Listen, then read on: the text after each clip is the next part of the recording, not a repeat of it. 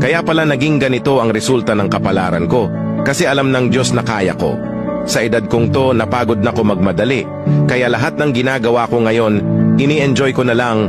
Siguro sa dami na rin ng aking pinagdaanan, napagtanto ko na ang buhay ay mas malawak at mas mahiwaga pa sa mga problemang dumarating sa buhay natin.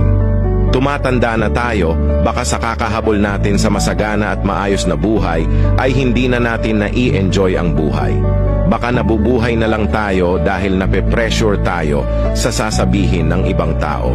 Marami na rin akong naging maling desisyon sa buhay, pero lahat yon nagsilbing aral sa akin at natuto ako sa mga pagkakamali ko.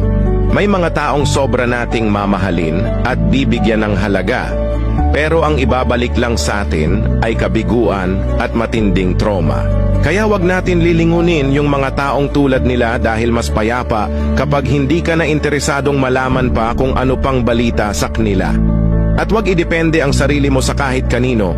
Tandaan mo, kahit sarili mong anino, iiwan ka din kapag madilim na ang paligid mo.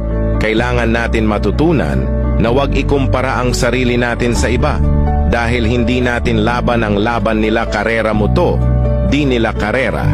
Dahil ang buhay di naman nasusukat sa kung sino ang mayaman, kundi kung sino ang payapa. Kaya galingan mo palagi, tol, dahil napakaraming tao ang mapanghusga at hihilahin ka pababa. At lagi mo tong tatandaan, makakatanggap ka lang ng papuri sa kanila kapag patay ka na.